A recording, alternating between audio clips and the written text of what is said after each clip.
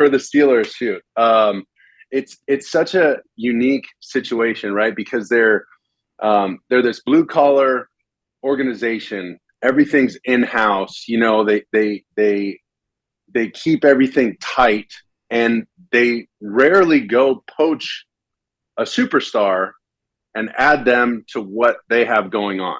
It's different. You guys are talking about the sale of the Lakers and stuff. Well, the Lakers are known to go grab a superstar and bring them under the Lakers banner, and they're still one of the most iconic brands around the world. Shaquille O'Neal, these different players that they brought, LeBron James, they made their name somewhere else. So Aaron Rodgers made his name somewhere else in a blue-collar city in Green Bay, and then kind of outgrew that relationship, I guess, right? They kind of parted mutually, whatever, goes to New York, doesn't work out perfectly, tough media market, and now he's got to kind of be in this blue-collar town. The only thing that bridges that gap, because everybody's so scared about that because there's no numbers right now, right? Nobody's producing anything right now. There's no games. So everybody's just speculating like, well, can he fit in? Can he fit in? Culture fit. He's too counterculture. He's not one of us. He's not a Steeler, And there's a us versus them mentality when you're with the Steelers. Look at the terrible towels. Look at all that, right? So they have that culture. The only thing that bridges that gap is his production. And if he produces the way he produced last year, the last 10 games, he was on a heater. He single-handedly basically kept the Jets' playoff hopes alive. They lost going back and watching some of their games, they lost about 3 games just with special teams alone, just field goal kicking specifically alone.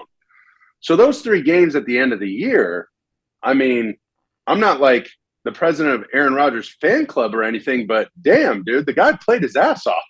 He threw for like 3,900 yards or just near, whatever it was, 28 touchdowns, 11 picks. The last 10 weeks was 18 touchdowns, 4 picks. I mean, put it this way. The Vikings would give – if you could tell the Vikings right now, J.J. McCarthy's going to have Aaron Rodgers' stat line from last year, 100%. They would sign that deal in blood immediately. Immediately. So – I mean, listen, the guy did all that at 41 years old, coming off of an Achilles with a defense that they thought was better and didn't quite pan out, a special teams that was rough, to be nice about it. I don't dislike the move. I think it's probably the right spot. You're always going to get a team that's tough, hard-nosed, blue collar, and they're going to put you in good situations. They're going to handle all the media stuff. They can handle some of the stuff. Aaron might say something here or there. Okay, he's a little different. He's not your average, your candid line, hey, we got to bring our A game, and we didn't do that today. That's not his interview. Okay, fine. So what?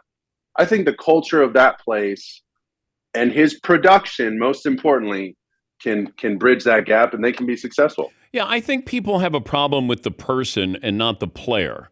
And that's where I always say to people – you may not like that person, but do you like the player? Because that's the bottom line. The great equalizer is when you get on the field, what can you do? It's like, you may not like Shedeur Sanders' personality, but if he can play when he gets on the field, that's all that matters. Production. Yes. Production breeds tolerance.